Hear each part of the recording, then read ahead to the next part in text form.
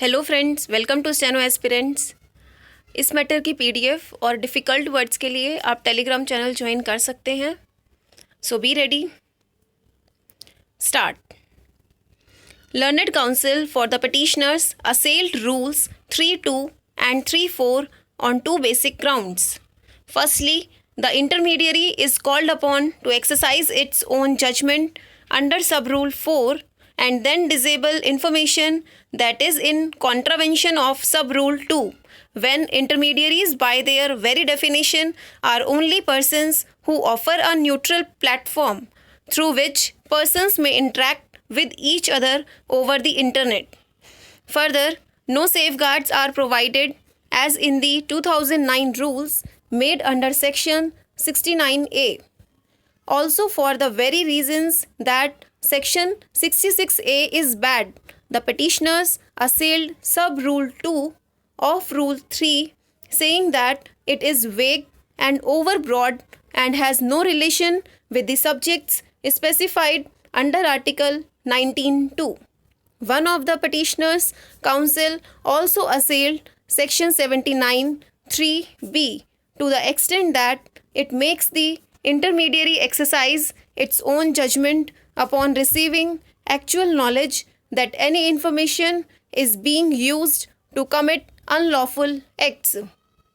Further, the expression unlawful acts also goes way beyond the specified subjects delineated in Article 19.2.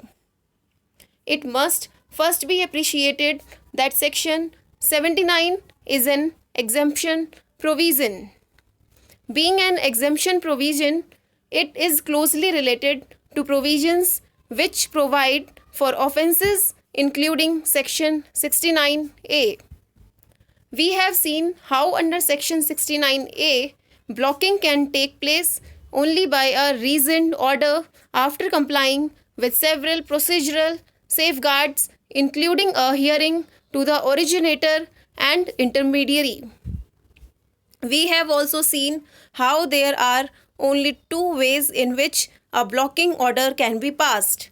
One by the designated officer after complying with the 2009 rules, and the other by designated officer when he has to follow an order passed by a competent court.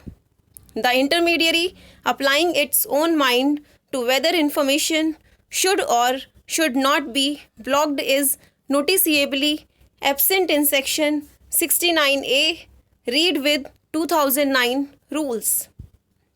Section 79(3)(b) has to be read down to mean that the intermediary, upon receiving actual knowledge that a court order has been passed asking it to expeditiously remove or disable access to certain material, must then fail to expeditiously remove or disable access to that material. This is for the reason that otherwise it would be very difficult for intermediaries like Google, Facebook, etc. to act when millions of requests are made, and the intermediary is then to judge as to which of such requests are legitimate and which are not. We have been informed that in other countries worldwide, this view has gained acceptance, Argentina being in the forefront. Also, the court order and the notification by the appropriate government or its agency must strictly conform to the subject matters laid down in Article 19.2. Unlawful acts beyond what is laid down in Article 19.2 obviously cannot form any part of Section 79. With these two caveats, we refrain from striking down Section 79(3)(b). The learned Additional Solicitor General informed us that it is a common practice worldwide for intermediaries to have user agreements containing what is stated in Rule 3.2. However, Rule 3.4 needs to be read down in the same manner as Section 79.3b. The knowledge spoken of in the said sub-rule must only be through the medium of a court order. Subject to this, the Information Technology Intermediaries Guidelines Rules 2011 are valid. In conclusion, we may summarize that what has been held by us above. First, Section 66A of the Information Technology Act 2000 is struck down in its entirety, being violative of Article 19(1)A and not saved under Article 19(2). B. Section A and the Information Technology Procedure and Safeguards for Blocking for Access of Information by Public Rules 2009 are constitutionally valid. C.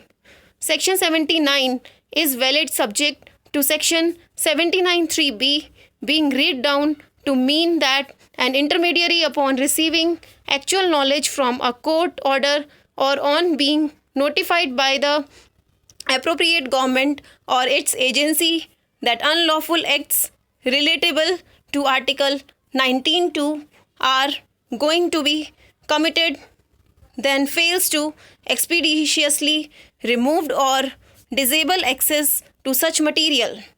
Similarly, the Information Technology Intermediary Guidelines Rules 2011 are valid subject to Rule 3, Sub-Rule 4 being read down in the same manner as indicated in the judgment. D. Section 118D of the Kerala Police Act is struck down, being violative of Article 19(1)A and not saved by Article 19(2). All the writ petitions are disposed in the above terms. Stop. Thank you.